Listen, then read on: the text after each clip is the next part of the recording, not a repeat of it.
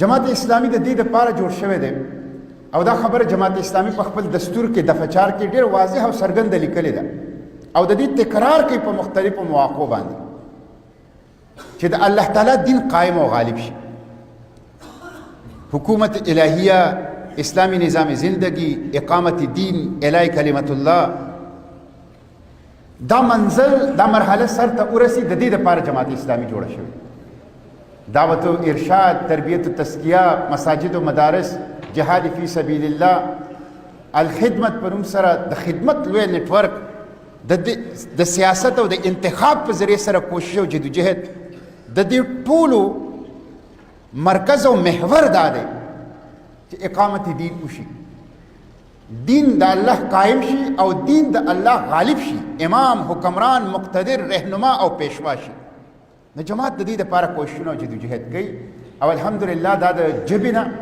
دا د نسل نه، دا د رنګ نه، دا د علاقې نه، دا د جغرافیې خطې او منطقې نه ماورا په ټوله دنیا کې یو تحریک دی چې روان دی. نمونه مختلف دي. جماعت اسلامي ورته ځینې ځای کې وایي، ځینې ځای کې ورته اخوان المسلمون وایي، خو فکر او سوچ او مشن او مقصد یو دی، د الله تعالی د دین قیام او د الله تعالی د دین غلبه. په تېرو ورځو کې په مقبوضه کشمیر کې په جماعت اسلامي پابندیو لګېده. تاسو به اورېدلي د هندوستان ټي وي د هغې رپورټینګ کړی دی او چونکې د پاکستان او د هندوستان د جنګ د ټینشنونو په دې کې به ما په خپله د هندوستان ټي وي او میډیا کتله چې دوی څه وایي. د هندوستان ټي وي به دا خبره کوله چې د جماعت اسلامي 300 مدرسې یې بندې کړلې په مقبوضه کشمیر کې. 300 مدرسې. دا زه چې تاسو ته وایم جماعت اسلامي د اقامت دین د الهی کلمت الله عالمي تحریک دی او مساجد او مدارس د دې یو طاقتوره پهلو ده. نو د هندوستان ټي وي دا خبره کوله چې 300 مدرسې چې جماعت اسلامي انتظام کو په مقبوضه کشمیر کې هغه موږ سیل کړي. 1000 جماعتونه چې جماعت اسلامي انتظام چلو په مقبوضه کشمیر کې هغه موږ سیل کړو. 350 سکولونه، جدید سکولونه چې جماعت اسلامي په انتظام کې هغه مو بند کړو او 450 کروڑ روپو مالیت چې په هغې کې دفتر، د دفترو سامان، بیت المال، اسپتالونو، امبولانسیو، نو د 450 کروڑو 4.5 ارب روپو مالیت هغه اساسي حکومت به حق سرکار ضبط کړی د جماعت اسلامي. 350 قیادت، 350 مشران د جماعت اسلامي د گرفتار کړو، جیلونو کې واچو. دا په مقبوضه کشمیر کې د پلواما چې کومه واقعه شوه د هغې نه پس د هندوستان حکومت د جماعت اسلامي خلاف دا اکشن واخیست او خبره کوي. ټول ټي وي به دا خبره کوله چې په جماعت اسلامي باندې دا لاس مونږ ځکه واچو چې جماعت اسلامي د آتنکوادي، دا په هندي کې دهشتګرد ته وایي، د آتنکوادي کال سنټرو دی ورته آتنکوادي دهشتګرد وایي، موږ ورته مجاهدین فی سبیل الله وایي. دا دشمن اعتراف کوي. د دې نه یو څو ورځې مخکې په مصر کې د دې زمانې فرعون جنرل سیسی 1034 کسانو ته پانسي واوروله سزا او هغه بدبخته انسان چې دې وخت کې د ځمکې په مخ د استعمار او د طاغوت او د امریکې د ټولو نه غټ ایجنټ دی، 15 کسانو ته په یو ورځ باندې پانسي ورکړله.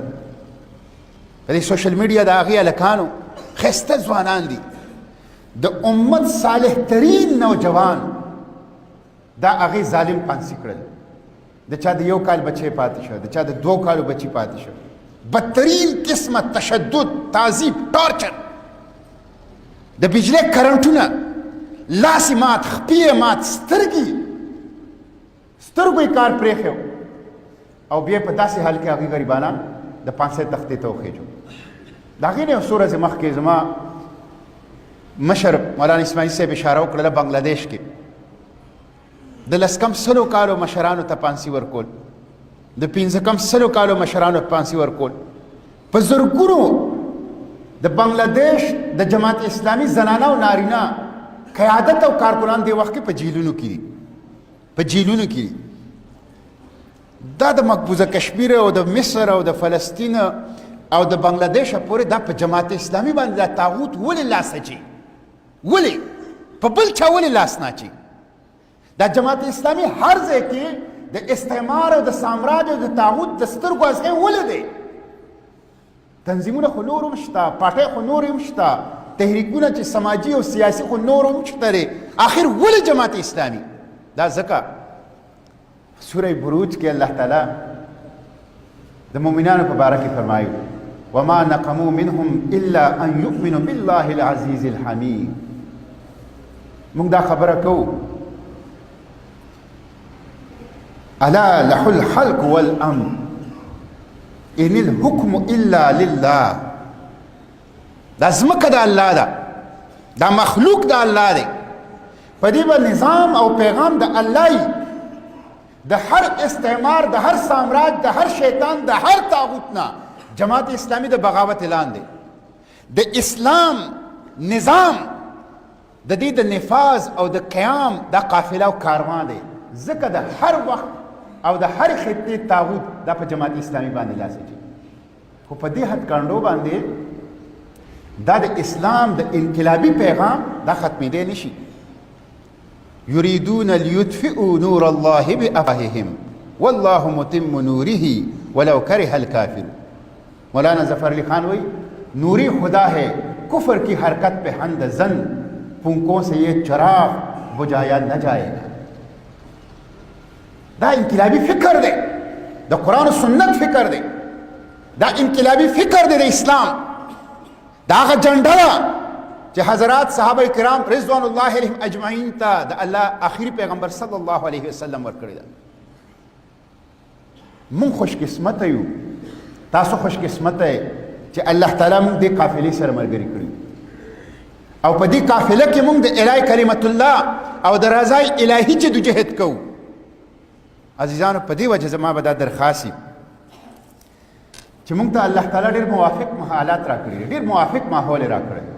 مقبوضه کشمیر کې مسلمانان په کوم حالت کې دي مصر کې بنگلاديش کې دلته یو ښایسته ماحول دی د امن ماحول دی د ورورولۍ او د مینې ماحول دی د دې نه فایده اوچتول غواړي یو یو کس ته یو یو پښتون ته یو یو پاکستاني ته د اسلام د انقلابي پیغام رسول غواړي د اسلام د دې انقلابي پیغام نه بغیر د مسایلو حل نشته کاغه دنیایي مسایل دي کاغه معاشي مسایل دي او کاغه عالمی سطح باندې د امت مسائل دي لہذا د جماعت دا پیغام عوامو ته رسول او د جماعت د پیغام په شا باندې جمهور عامه الناس عوام هغه درول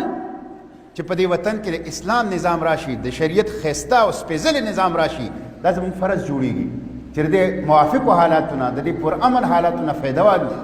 د الله تعالی د دې نعمت احساس وکړو چې موږ ته د پاکستان کې حاصل دی او دا وخت او دا خپل صلاحیتونه د خپل خلکو ته د خپل د قوم باشندگانو ته د دعوت رسولو د پاره او د اسلام په شاده او درولو د پاره استعمال